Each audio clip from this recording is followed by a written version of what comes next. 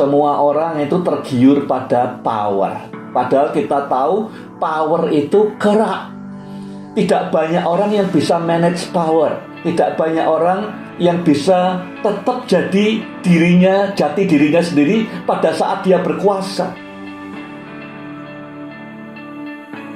Tidak mungkin ada pemimpin yang selalu memuaskan semua orang, tidak ada. Kalau kita berusaha memuaskan semua orang, pasti tidak seorang pun yang kita puaskan. Ada pengikut kita yang akan kecewa satu saat. That's okay. That's part of the journey. Bagian dari proses ini.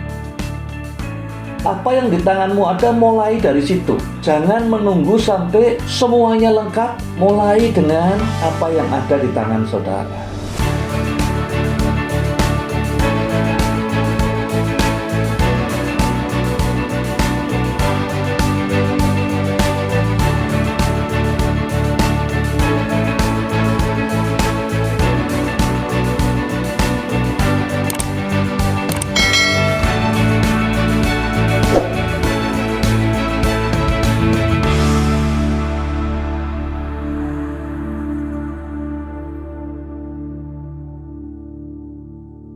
Saya beri topik pasal 6 ini, The Making of Committed Leaders. Ya, bagaimana mencetak pemimpin-pemimpin yang berkomitmen tinggi. Ada seperti yang biasa kita kerjakan beberapa minggu terakhir, ada 2 topik utama yang saya pelajari, yang saya mau bagikan. Nah, yang pertama tentang temptation. Semua pemimpin, saudara dan saya, menghadapi cobaan atau godaan. Ya. Di pasal 6 ini ada beberapa yang penting, godaan atau cobaan yang penting untuk kita pelajari sebagai pemimpin. Yang pertama, kalau kita lihat di pasal 6 ayat 1 sampai pasal ayat yang ke-12 kalau nggak salah, memberi makan 5.000 orang, dikatakan di sana banyak orang ikut Tuhan Yesus. Ya. Kemudian Yesus sudah tahu apa yang dia mau kerjakan. Jadi dia sudah tahu dia bakal buat mujizat. Dari 5 roti bisa beri makan 5.000 orang, pria ditambah anak-anak dan wanita dan segala macam, dan sisanya sekian banyak. Dia sudah tahu. Tapi dia pakai kesempatan momen ini ya untuk empower, untuk ngetes, untuk tujuan membangun murid-muridnya. Kalau dia mau cari cara gampang, cara yang sederhana buat dia adalah dia tidak usah tanya ke Philip, tidak usah tanya ke siap murid-muridnya, dia kerjakan aja. Ayo sekarang suruh duduk aja, praktisnya aja, kita duduk aja sekarang. Kemudian dia mulai buat mujizat. Dia tahu ada anak yang bawa roti, bawa ikan, dia tahu. Ya. Jadi cobaan yang pertama dari seorang pemimpin adalah cari bagaimana gampangnya, bagaimana enaknya. Orang Jawa bilang bukan bagaimana benernya, bagaimana enaknya, bagaimana jalan yang paling gampang, jalan yang paling sedikit pengorbanannya. Ya, kita pernah belajar beberapa minggu yang lalu, kalau di dunia, secara dunia kita pengen yang harganya paling murah, ya, barang yang bagus harganya paling murah kita beli. Tapi dalam melayani Tuhan kita pengen beli barang yang pengorbanannya paling besar. Harganya paling tinggi itu yang kita pilih, karena nilainya kekekalan. Di dalam kerajaan surga tidak ada diskon. Ada bebas, ada free, yaitu keselamatan, tapi semuanya yang lain tidak ada diskonnya. Kita bayar penuh ya dengan hidup kita. Jadi cobaan yang pertama yang semua orang perlu hati-hati dalam mengambil keputusan sebagai pemimpin, ya, baik itu dalam pelayanan, dalam memuridkan, dalam segala hal. Kita cenderung cari gampangnya. Cari yang paling murah harganya, pengorbanannya. Kalau perlu potong kompas, ya, cut corners dan segala macam. Nomor 1.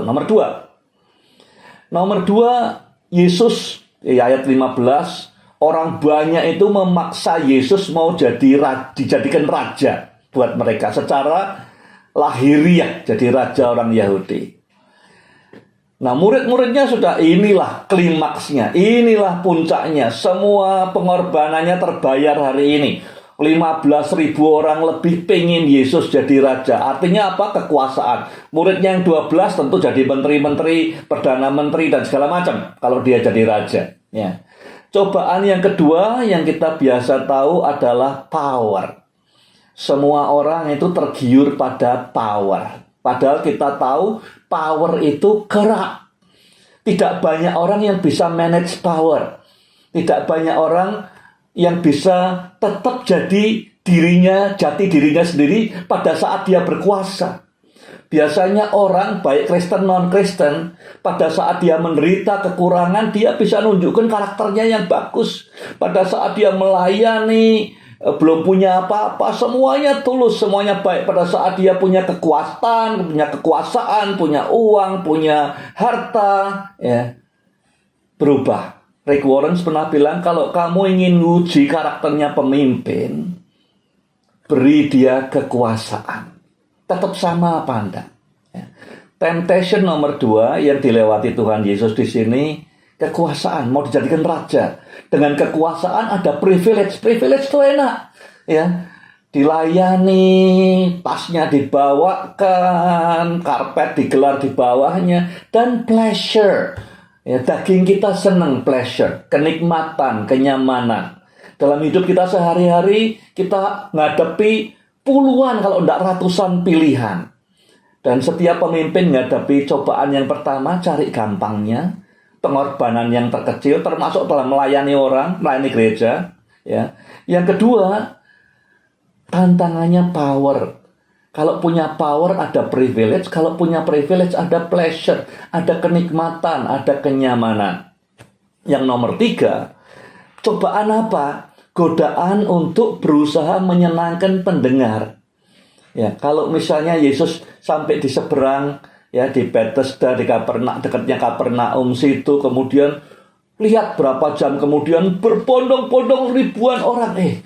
Bisa aja dia berpikir, sudah ditinggal pergi sekian jauh kok tetap diikuti. Aduh, luar biasa nih orang-orang. Tapi Yesus bilang, kamu ini ikut aku karena kamu kenyang makan roti kemarin. Ya. Yesus misinya bukan untuk menyenangkan telinga pendengarnya. Misinya untuk menyatakan kebenaran. Nah, banyak pemimpin yang tidak secure, ya, tidak punya rasa aman. Apa yang dia sampaikan, firman Tuhan, segala macam, selalu pertimbangannya, orang yang saya sampaikan nanti marah apa tidak, senang apa tidak, nanti mereka akan sayang sama saya apa tidak, saya akan diterima oleh orang-orang jemaat saya, pengikut saya apa tidak. Ya. Jadi cobaan yang nomor 3 adalah menyenangkan telinganya pendengar kita, ingin supaya diterima. Yesus tidak. Ya, dia sampaikan kebenaran, dia bilang, kamu ikut aku karena apa? Karena roti. Bertobat. Yang keempat, cobaan yang keempat adalah cobaan untuk membela diri. Ya, di dalam ayat 42, 43, waktu mereka semua mendengar bahwa Yesus itu adalah roti hidup, mereka kemudian merasa tersinggung dan berkata, siapa dia? Ini kan anaknya Yusuf. Ya, dia ini kan anaknya Yusuf. Dan mestinya ini kan bisa diluruskan sama Tuhan Yesus, ya kan? Bisa dijelaskan, bisa diluruskan. Tapi Yesus tidak, dia bilang, kenapa kamu ngomel dengan dirimu sendiri? Ya. Nah, kebanyakan kita kalau kita ini disalah mengerti, kita ini dituduh secara salah, kita digosipkan segala macam, berusaha untuk defensif, bela diri. Yesus enggak. Ya, kamu cari tahu. Kamu enggak usah bingung ngomel dengan dirimu sendiri. Ya. Yang kelima, ujiannya kalau sudah lihat ada 5 kali. Ya, di dalam pasal 6 ini dikatakan orang banyak. Ya. Ada di ayat yang kedua, ayat yang keempat, ayat yang ke-24, ayat 25. Ya. Jadi dikatakan orang banyak. Ribuan ikut Tuhan Yesus. Tapi kemudian sebagian besar bahkan murid-muridnya meninggalkan dia. Cobaan yang kelima ini ingin jadi populer, terkenal, punya followers yang banyak. Jadi goalnya apa? Ya, goalnya tiap kita punya misi dari Tuhan. Apakah followers yang banyak itu goalnya atau misi itu goalnya? Nah, kalau saya perhatikan di pasal 6 ini, ya, itu ada yang dimaksud orang banyak itu siapa sih? Ya, disebut 5 kali. Orang banyak ya ikut Tuhan, orang banyak ikut Tuhan. Yang pertama, kalau tadi kita perhatikan ya di pasal 26 Yesus bilang ini orang-orang yang ikut Yesus karena roti, karena kenyang, karena berkat. Ya, kalau sudah ke gereja atau ke persekutuan, ya, kumpulan, ada 5 macam orang seperti ini ya, saudara akan temui. Yang pertama, orang yang datang karena berkat. Ya, ikut Tuhan kemana-mana karena berkat, karena roti. Tuhan bilang, ditegur langsung, ya, kamu ikut karena kenyang kemarin. Yang kedua, itu di ayat 15, orang-orang yang punya agenda sendiri. Jadi mereka ikut Yesus bukan karena dia anak Allah, bukan karena dia juru selamat, tapi karena dia punya agenda, dia amati kemana-mana, wah ini cocok. Dia diikuti, pengikutnya banyak, followernya banyak. Kita pakai dia untuk mencapai tujuan politik kita, melawan orang Roma. Nah, di gereja juga ada seperti itu. Yang punya agenda sendiri, memperalat orang lain untuk mencapai tujuannya. Yesus ada di ribuan itu ada orang-orang yang punya agenda. Ya dia, wah kita pakai selebriti satu ini, Tuhan Yesus. Pengikutnya udah ribuan, terkenal di mana-mana, kita jadikan dia raja, kita atur dia supaya tujuan kita tercapai, melawan Roma. Ya. Yang ketiga itu orang kebanyakan, ya, crowd yang ngikut aja ombyoan, ikut arus saja. Ya, dia juga tidak ngerjakan apa yang Tuhan minta, tapi juga tidak ngelawan, tidak punya agenda, ke gereja tiap minggu karena sekedar ya sudah kebiasaan. Jadi kebanyakan orang seperti ini, ya, the crowd, ya, ombyoan orang yang ikut sana, ikut sini, ikut temen, ikut segala macam. Tapi tidak punya misi dan tidak memfollow up apa yang dia terima. Jadi biasanya orang-orang yang tadi yang model kenyang tadi atau model seperti ini, hidup Kristennya hidup survival. Dia butuh tiap minggu gereja, butuh ada sesuatu yang kayak dia di napasnya tinggal sedikit, kalau ada sesuatu, waduh, senang. Begitu tidak dapat lagi apa-apa di gereja, dia pergi. Ya. Yang keempat, itu yang dikatakan di ayat-ayat terakhir, murid-murid. Jadi bukan pengikut nih, murid-murid banyak yang meninggalkan Tuhan Yesus. Kenapa meninggalkan Tuhan Yesus? Ini dibandingkan dengan 12 orang yang committed tadi. Ada 3 hal yang penting dikatakan oleh Petrus. 1, dia bilang, kemana kami harus pergi? Ya. Tidak ada alternatif buat 12 orang ini. Ya hanya Tuhan Yesus saja. Ngerti, tidak ngerti, apapun terjadi ikut Tuhan Yesus. Sedangkan yang banyak, jadi yang keempat ini adalah murid-murid. Artinya bukan sekedar orang yang lewat, bukan orang yang sekedar ikut karena mujizat. Dia sudah sekian lama ikut Tuhan Yesus. Sudah sekian lama ke gereja, sudah sekian lama ikut Bible study, ya. Tetapi masih ada pilihan dalam hidupnya. Yesus jalan-jalan, dunia jalan-jalan. Jadi kalau caranya Yesus nggak jalan, pakai caranya dunia. Ya. Petrus bilang, kami mesti ikut siapa? Nggak ada pilihan lain. Artinya apa? Yang lain yang meninggalkan Yesus, dia punya pilihan lain. Itu nomor 1. Nomor 2, murid-murid yang sudah ikut sekian lama ini berkata, Tuhan perkataanmu ini keras. Petrus bilang, Tuhan perkataanmu ini hidup kekal. Loh, Yesus ngomongnya kata-katanya sama. Dua-duanya murid. Ini dua kelompok ini murid Tuhan Yesus. Yang satu berkata, perkataanmu itu Tuhan, itu hidup kekal. Tapi yang orang-orang yang Kelompok keempat berkata, perkataanmu itu keras, sulit diterima. Karena apa ya tadi? Karena dia lihat ada alternatif lain. Kalau jalan Tuhan tidak bisa berhasil, pakai jalan yang lain. Ya. Yang ketiga, dikatakan Petrus, aku tahu, kami percaya engkau adalah Allah yang kudus. Artinya apa? Mereka yang meninggalkan Yesus walaupun sudah murid-murid tapi tidak sehari-hari mengalami Yesus sebagai Allah yang kudus. Ya, jadi kelompok ketiga ini yang pergi, ya kelompok keempat ini bukan sekedar followers, bukan, murid Tuhan. Sudah ikut mungkin setahun, 2 tahun dengan Tuhan.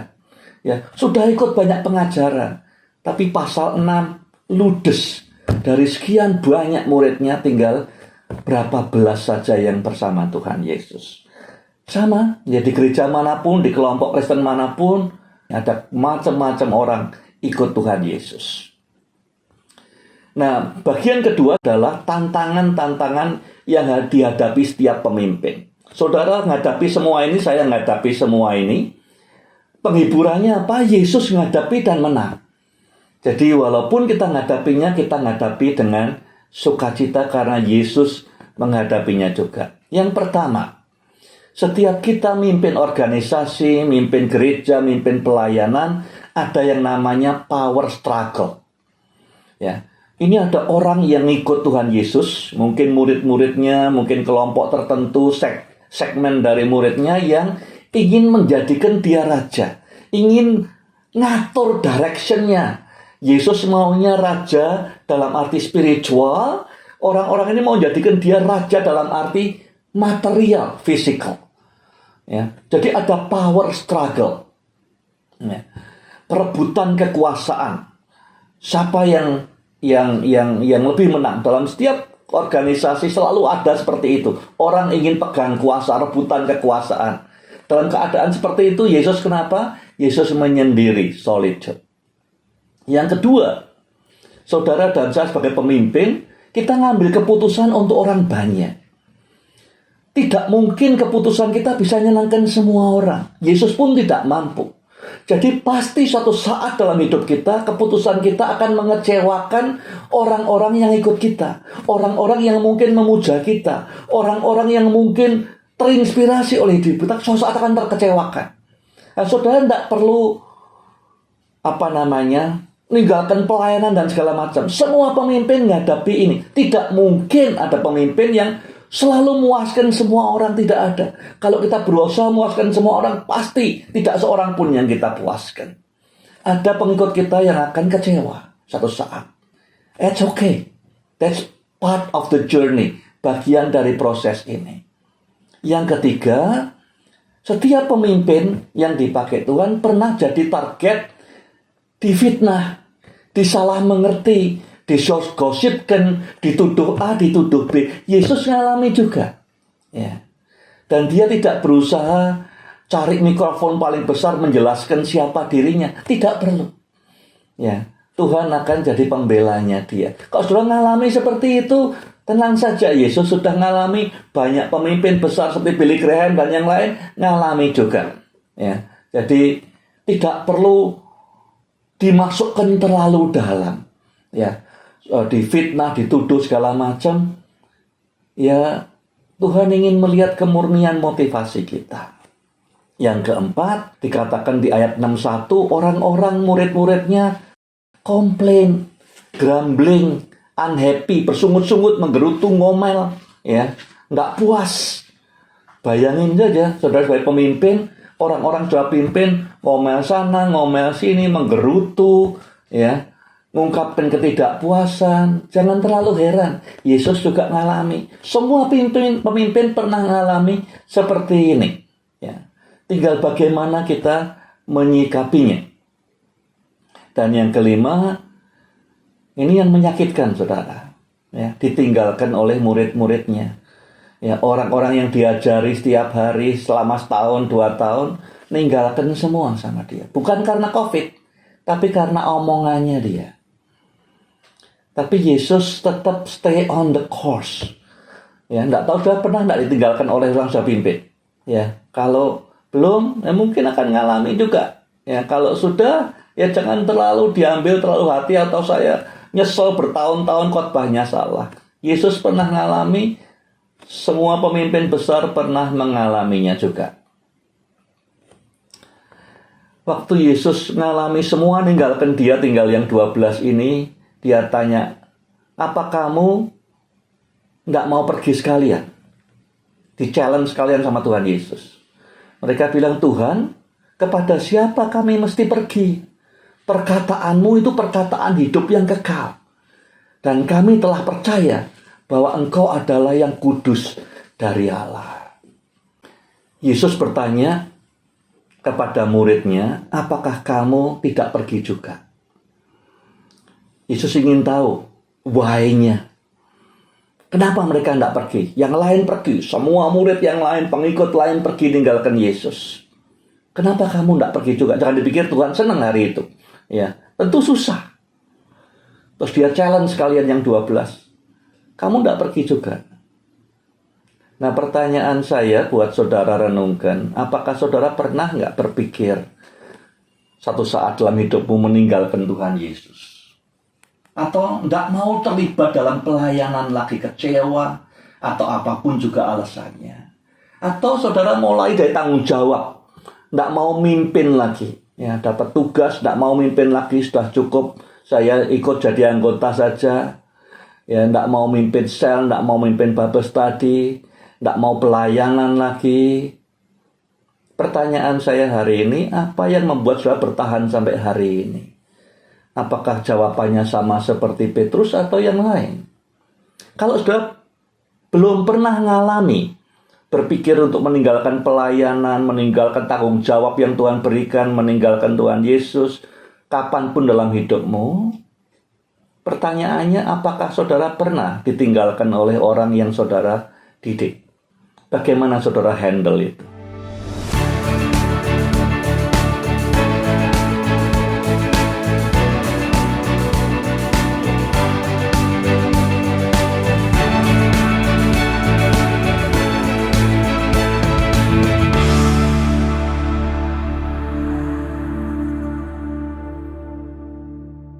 Di pasal 6 ini juga saya temukan topik terakhir yang saya pelajari. Pemimpin itu melihat persoalan sebagai sebuah kesempatan untuk membangun kapasitas kepemimpinan anggota timnya, orang yang ikut dia, orang yang dipimpinnya. Jadi di Yohanes 6 ini ada banyak masalah, problem. Ya, pemimpin itu biasanya naik karena ada problem. Ya, ada problem perbudakan di Mesir, maka tampillah Musa. Ada penjajahan orang Median, tampillah Gideon. Jadi pemimpin itu problem solver. Biasanya dipanggil, dibangkitkan karena ada masalah. Dan selalu, biasanya kalau mereka sudah jadi pemimpin yang besar, mereka merasa terancam kalau ada masalah. Merasa stres kalau ada masalah. Tapi kalau saja mereka punya jiwa yang sama waktu mereka mulai naik jadi pemimpin, mereka mampu melihat setiap persoalan itu ada kesempatan. Kesempatan buat apa? Bukan buat cari untung, tapi untuk membangun kapasitas orang-orang yang dipimpinnya. Yang pertama, problemnya apa? Problemnya 15.000 orang, ya 50.000 orang laki-laki kelaparan. Itu problemnya. Yang Yesus ambil kesempatan lewat semua ini apa? Dia mulai ajukan pertanyaan pada Filip. Kemudian Andreas tampil. Yesus bilang, kalian semua ikut loh contohnya Andreas ini. Ribuan orang, mungkin ada pemimpin yang terkenal, ada selebriti ikut Tuhan Yesus. Yang lain muridnya sibuk mempersilahkan duduk, nyambut, ngajak ngomong tamu. Si Andreas kerjanya apa? Memperhatikan anak-anak yang tidak diperhatikan. Ya, sampai dia bisa tahu, di sini ada satu anak bawa 5 roti 2 ikan. Yang lain tidak tahu. Yang lain sibuk menyambut, ngajak ngomong orang-orang yang terkenal, orang-orang yang besar, orang-orang yang kaya. Hanya si Andreas, ya, memperhatikan mereka-mereka yang sendirian, yang tidak ternotis. Ya, jadi Yesus ingin memakai kesempatan ini untuk mengingatkan kamu, contohan ini loh, si Andreas ini memperhatikan yang tidak nonjol. Kita selalu kalau di perusahaan, di gereja, di persekutuan, yang kita perhatikan yang pinter ngomong, yang nonjol, yang menarik, yang hebat penampilannya dan segala macam. Andreas beda. Yang diperhatikan, yang tidak diperhatikan orang lain, yang kelihatannya sendiri, ya tidak menonjol. Anak kecil ini yang memecahkan masalah karena Andreas memperhatikan orang-orang yang tidak menonjol, yang kelihatannya kayak terkubur di keramaian orang banyak. Ini pelajaran pertama. Yesus lihat problem jadi kesempatan untuk ngajar murid-muridnya. Yang kedua, ya, dalam menggenapkan misi Tuhan, dia ngajari muridnya, kamu jangan nunggu sampai semua barangnya lengkap. Ya. Jadi ada 5 roti, 2 ikan, langsung dia bilang, suruh semua duduk, kita mulai solve problem ini. Banyak dari kita tidak bergerak, ada masalah kalau belum ada lengkap semuanya. Ya, atau kita mengharapkan sesuatu yang tidak kita punya. Yesus mengajarkan pada muridnya, ngikut Tuhan itu ada masalah apapun juga, pertanyaan pertama seperti pertanyaan Tuhan ke Musa, yang di tanganmu apa? Ada tongkat, pakai tongkat. Ada roti, pakai roti. Yang di tanganmu ada apa? Yang kamu bisa apa? Nyanyi, pakai nyanyi. Puisi, pakai puisi. Dance, pakai dance. Mau khotbah juga boleh. Mau bersihin meja juga boleh. Apa yang di tanganmu ada, mulai dari situ. Jangan menunggu sampai semuanya lengkap. Apa yang sudah tidak punya, saya akan melayani kalau ya, Tuhan siapkan ini, Tuhan siapkan itu, Tuhan berikan saya ini, Tuhan berikan saya itu, tandanya saya melayani. Mulai dengan apa yang ada di tangan saudara. Yang ketiga, dia menunjukkan pada saat ada problem besar, orang-orang mulai berontak, ingin maksa dia jadi raja, dia pergi, dikatakan again, atau seperti biasanya, dia cari tempat sepi sendirian. Dia ingin ngajari murid-muridnya, ya, bahwa waktu sendiri dengan Bapa, solitude, ya, mengambil waktu yang cukup untuk menyendiri dengan Bapa, itu sumber kekuatan seorang pemimpin. Bukan cuma kalau ada masalah, sudah biasa, makanya ada kata again. Ya, seperti yang sudah biasa dia kerjakan, kali ini pun dia kerjakan lagi. Dia ingin nunjukkan pada saat ada problem, orang berontak mau memaksakan kehendaknya, dia kembali nunjukkan, demonstrasikan, sumber kekuatanku itu kalau aku reguler, secara disiplin, ambil waktu saat teduh sendirian dengan Bapa, solitude, refleksi dengan Tuhan. Yang keempat, ya, memperkuat komitmen dan kesatuan dari tim inti. Jadi problemnya apa? Problemnya semua yang lain meninggalkan Tuhan Yesus. Pengikut yang lain meninggalkan, pengikut roti, pengikut crowd, dan sampai murid-muridnya yang sudah ikut setahun 2 tahun meninggalkan Tuhan. Tapi dia pakai kesempatan itu bukan untuk meratapi dirinya, bukan berbelas kasihan buat dirinya, bukan mengatakan, aduh kenapa aku gagal menahan mereka, kenapa khotbahku nyakiti mereka, bukan itu. Tapi dia pakai kesempatan ini untuk challenge 12 orang ini. Kamu tidak sekalian pergi? Enggak. Kenapa? Jadi orang ditarik kembali ke why-nya. Dan kita harus setiap kali, setiap saat menanyakan kepada orang yang kita pimpin, why? Ya, kenapa kamu ikut jalan ini? Kenapa kamu ikut pimpinan saya? Why? Justru dengan problem yang besar ditinggalkan banyak orang, Yesus memperkuat kembali, rally kembali 12 orang ini, sehingga bisa bersatu semua bilang, kami tidak punya pilihan lain, kami ikut Tuhan, karena firman-Mu itu adalah firman yang hidup kekal, dan kami tahu Engkau adalah yang kudus dari surga. Ya, jadi pakai kesempatan problem dirubah jadi alat untuk memperkokoh kesatuan, untuk menanamkan dalamnya kembali komitmen mereka menjadi pengikut-pengikut Tuhan yang berkomitmen. Ini slide saya terakhir. Sebagian besar orang di dunia ini melihat masalah, ya sudah mungkin banyak masalah hari ini, sebagai satu beban, sebagai satu hambatan untuk maju. Banyak orang setelah menjabat atau ngadakan event besar kemudian sakit jantung dan segala macam. Ya, karena menganggap persoalan itu selalu dianggap mengganggu posisinya sebagai pemimpin. Dianggap sebagai burden, beban, dan penghalang.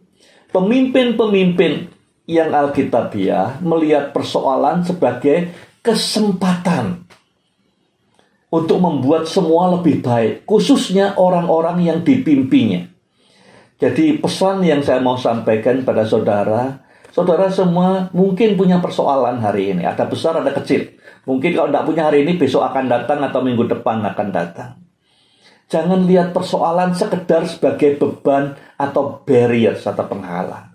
Lihat ini sebagai kesempatan. Apa yang saya bisa pakai dari problem ini untuk membangun orang-orang yang saya pimpin menjadi pemimpin-pemimpin yang lebih baik.